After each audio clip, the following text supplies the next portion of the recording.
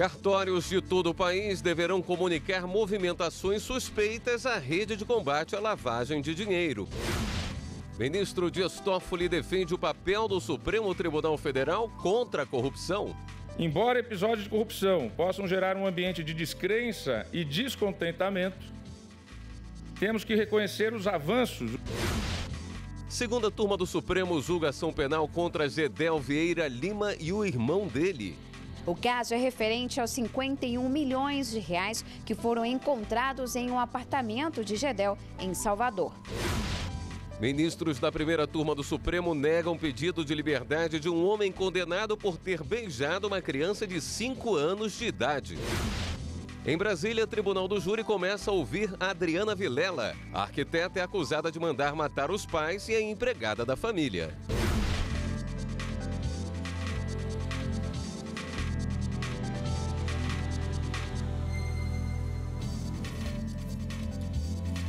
Olá, boa noite.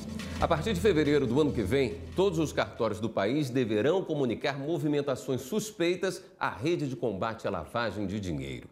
O acordo foi assinado no Conselho Nacional de Justiça. No discurso, o presidente do Supremo e do CNJ, ministro Dias Toffoli, ressaltou o papel das instituições no combate à corrupção.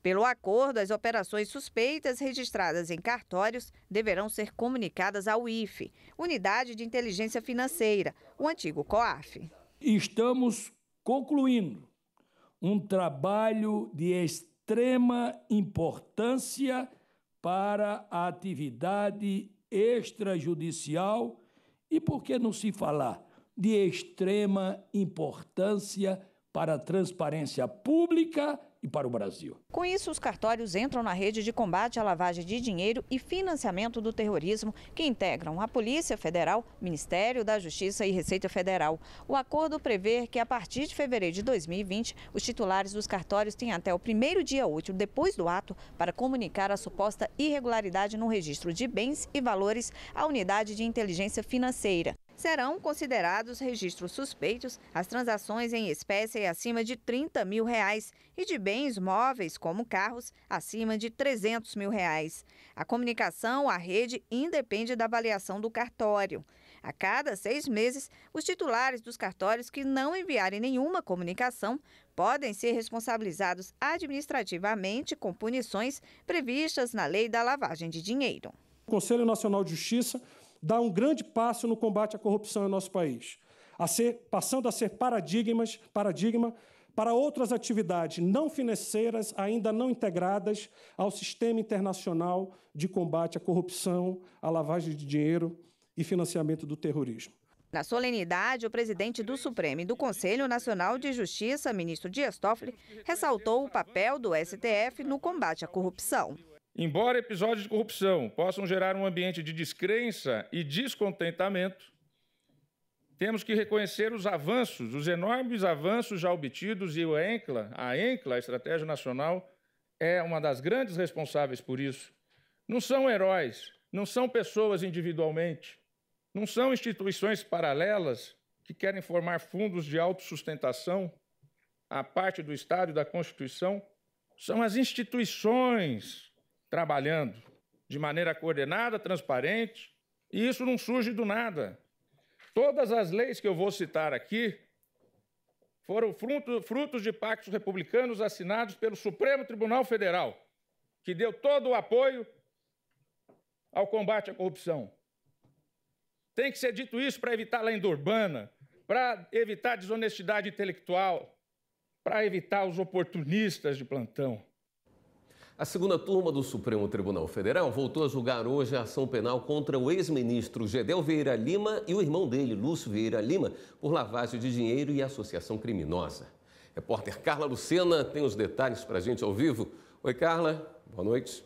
Oi, William, boa noite para você, boa noite a todos que nos acompanham aqui no Jornal da Justiça, e é exatamente isso. Olha só, essa ação penal tem a ver com 51 milhões de reais que foram encontrados em 2017 em um apartamento em Salvador, que seria usado então por Gedel Vieira Lima, o irmão dele, o ex-deputado federal Lúcio Vieira Lima, a mãe dele e também outros assessores. A denúncia chegou aqui ao STF e foi feita pelo Ministério Público Federal. Segundo o Ministério Público Federal, esses 51 milhões de reais. A origem desse dinheiro é ilícita e teria sido aí parte de propinas pagas pela Odebrecht e também de repasses feitos pelo operador financeiro Lúcio Funaro. Segundo o Ministério Público Federal, o esquema utilizado pela família durou cerca de 7 anos para lavar dinheiro. Lembrando que o julgamento dessa ação começou na sessão da segunda turma da semana passada, quando os ministros ouviram as sustentações orais e também a acusação, o Ministério Público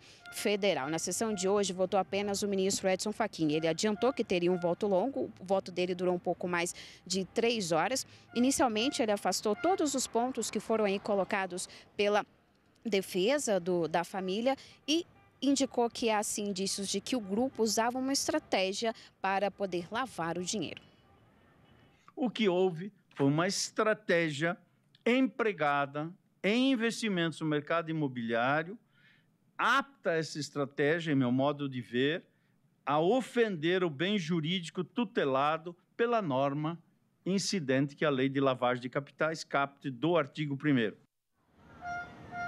Bom, e olha só, essa ação penal também investigava o ex-assessor Job Ribeiro Brandão e também o empresário Luiz Fernando Machado da Costa Filho. Em relação a esses 2 acusados, o ministro Edson Fachin votou pela absolvição deles por falta de provas que eles pudessem ser condenados. Já em relação a Gedel Vieira Lima e o irmão dele, Lúcio Vieira Lima, o ministro disse que há, sim, condições de condená-los pelos crimes de lavagem de dinheiro e associação criminosa. Vamos ver um trecho dessa parte.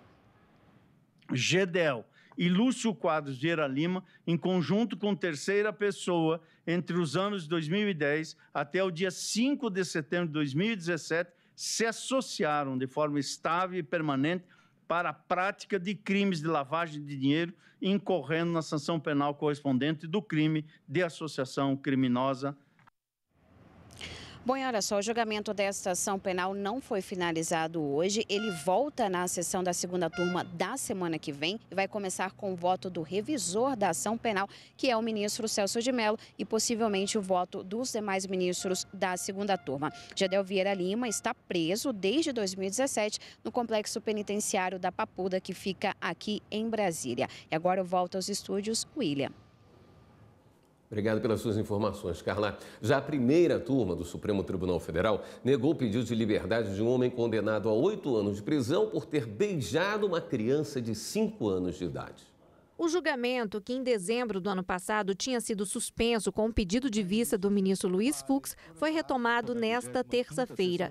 O ministro negou o pedido de liberdade. Segundo o processo, a vítima, uma criança de 5 anos, contou em depoimento que foi beijada pelo homem e depois levada para um local isolado.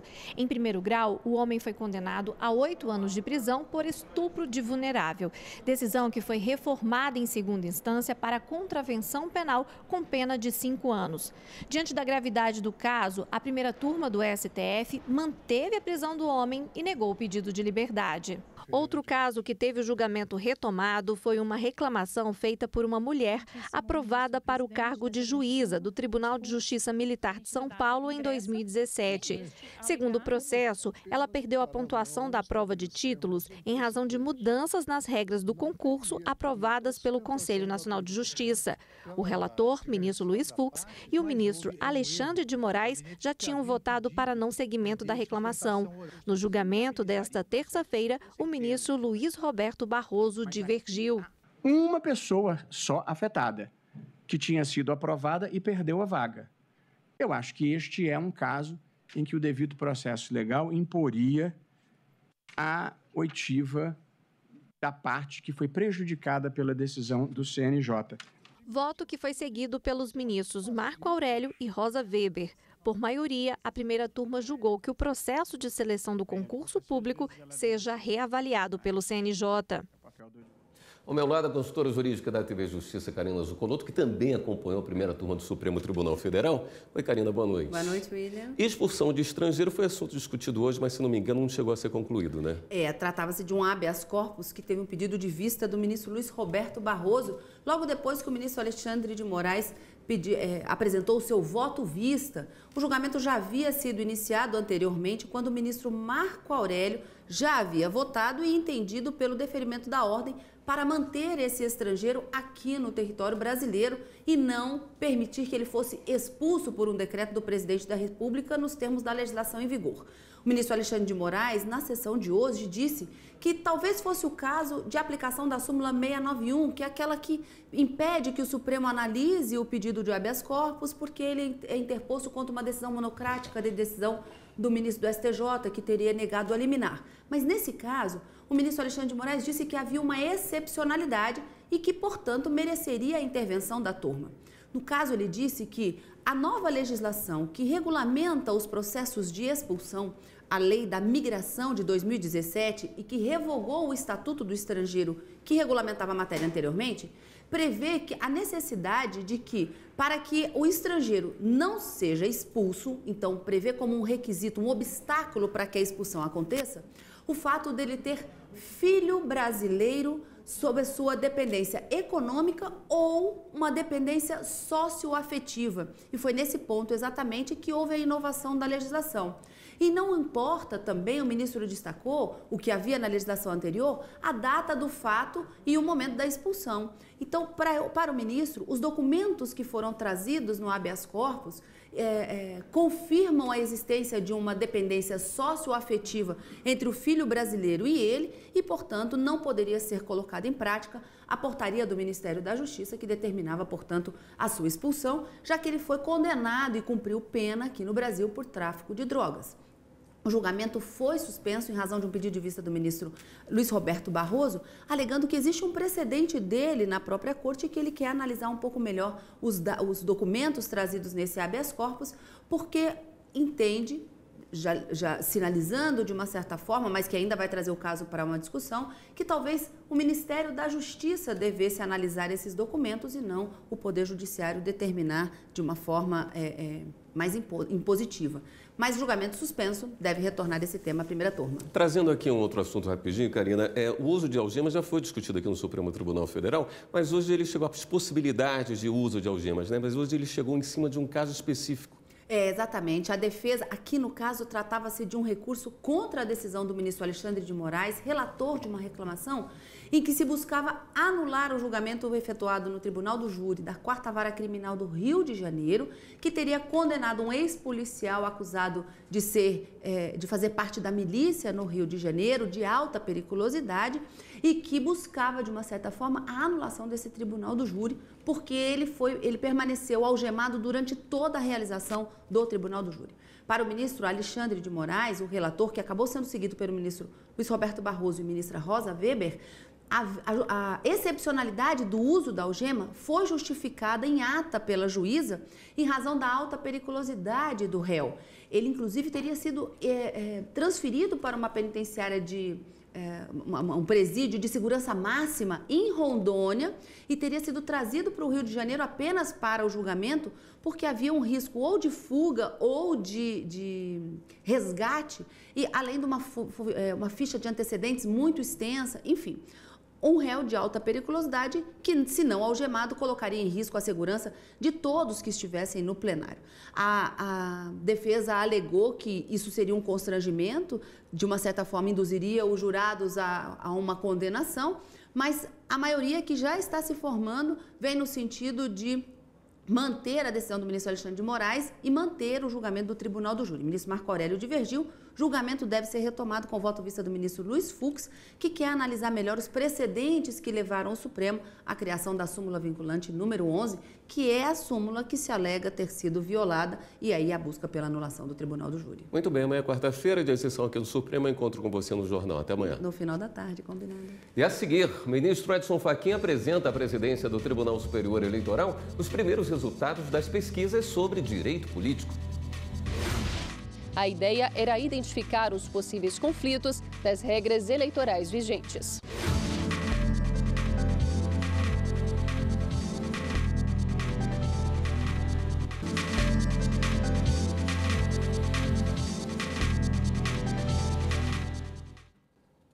O ministro do Tribunal Superior Eleitoral, Edson Fachin, apresentou à presidência da Corte a primeira fase dos trabalhos que identificaram possíveis conflitos nas regras eleitorais vigentes.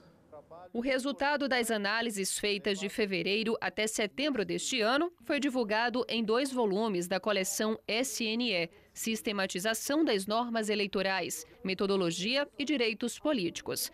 O primeiro contém a apresentação metodológica e o registro histórico dos trabalhos desenvolvidos pelo grupo. O segundo possui o relatório final do eixo sobre direitos políticos e correlatos. As pesquisas só foram possíveis graças à criação de um grupo de trabalho coordenado pelo ministro do Tribunal Superior Eleitoral, Edson Fachin.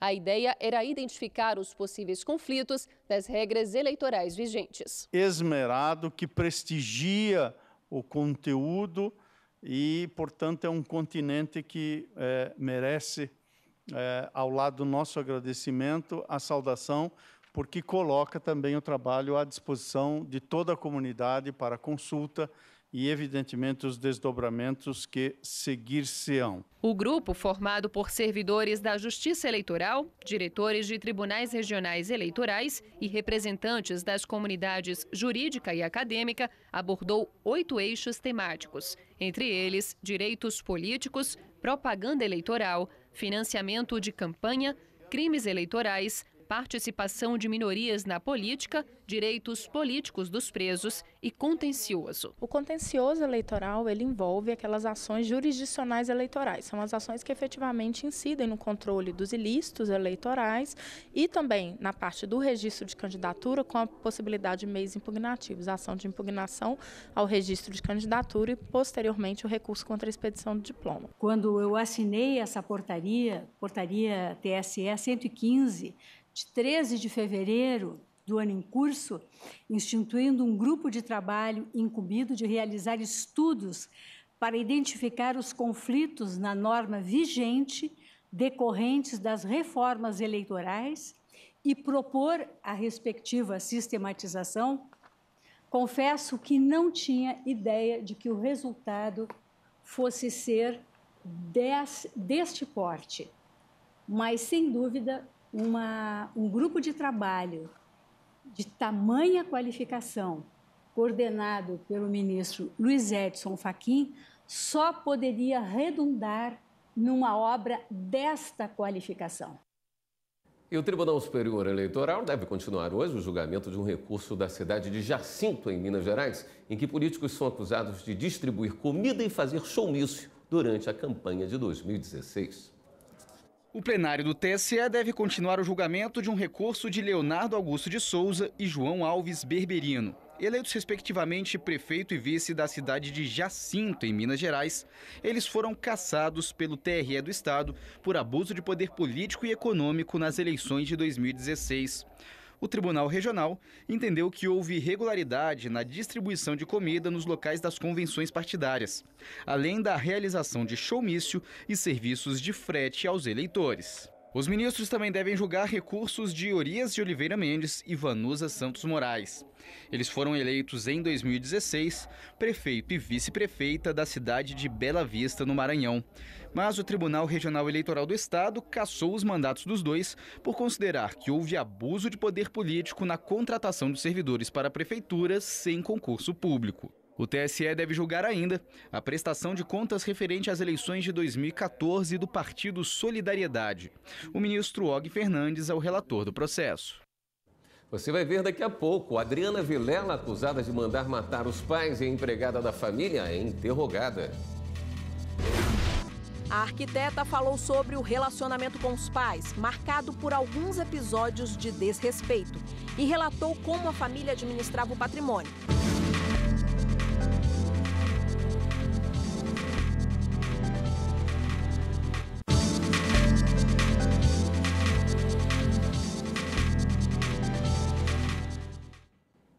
Acabou há pouco o interrogatório da arquiteta Adriana Vilela no Tribunal do Júri de Brasília.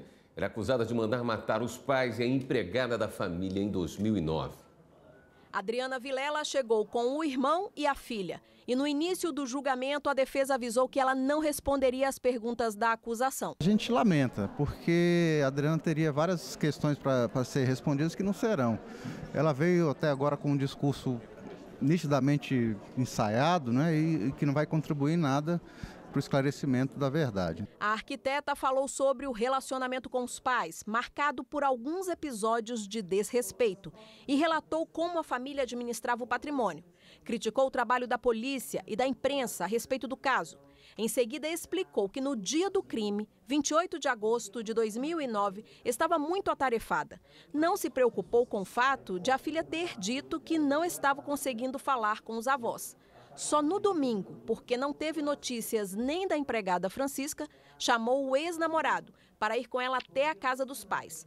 Pensou num possível sequestro. E eu pensei, se meus pais foram sequestrados, eu vou passar 3, 4 dias fora de casa sem dormir e negociando isso. Então eu peguei uma muda de roupa e tomei um banho. Adriana Vilela relatou ao juiz que na delegacia, ao registrar a ocorrência, já levantou a suspeita de que funcionários do prédio seriam os autores do triplo assassinato. Eu registrei a ocorrência no balcão da primeira DP com a Carolina. E eu me lembro que no registro da ocorrência eu falei que os porteiros Marcos e Gerson, tinham dado uma informação. Eu acho que eu nem sabia o nome do Gerson naquela hora, mas o Marcos, com certeza. E aí a Carolina me disse assim, mãe, cuidado que o Gerson está aqui. Eu estava falando aquilo já do lado do porteiro Gerson, com muita veemência, dizendo que os porteiros sabiam de alguma coisa e que tinha algo errado na narrativa deles. Chegou a hora de dar um giro na rede para saber das últimas notícias.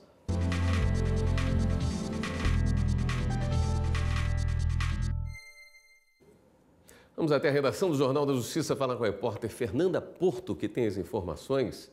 Fernanda, boa noite. Boa noite, William. Boa noite a todos que nos acompanham. A gente começa o giro de hoje com uma notícia do Rio de Janeiro. O Ministério Público Federal denunciou a concessionária Prolagos por crime ambiental. Segundo o MPF, a empresa despejou resíduos de alumínio acima do permitido por lei na Lagoa Juturnaíba, na região dos Lagos. Além da condenação dos diretores da concessionária, a ação pede indenização por danos coletivos no valor de R$6 milhões. Em São Paulo, o governo do estado foi condenado a pagar indenização de R$100 mil a uma mulher e a filha de 2 anos. O caso foi parar na justiça depois que a mulher passou por várias situações de humilhação e foi forçada a fazer exames médicos invasivos em revista para a entrada na penitenciária feminina de Santana.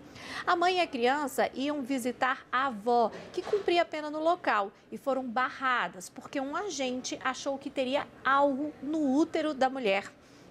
Outro estado condenado a pagar indenização foi o de Santa Catarina. A justiça determinou que um homem que ficou paraplégico depois de acidente de moto em razão da má conservação da pista receba do estado R$100 mil por danos morais, mais R$100 mil por danos estéticos, além do ressarcimento de todos os custos de tratamento de fisioterapia e pensão mensal vitalícia no valor de um salário mínimo. A decisão ainda cabe recurso. E o giro fica por aqui. Eu desejo para você que está em casa uma excelente noite e relembro, para rever qualquer uma de nossas reportagens, é só acessar nosso canal no YouTube. Digita lá, TV Justiça Oficial. William. Obrigado, Fernanda. Jornal da Justiça termina aqui. Você acompanha agora ao vivo a sessão plenária do Tribunal Superior Eleitoral. Uma boa noite para você. Até amanhã.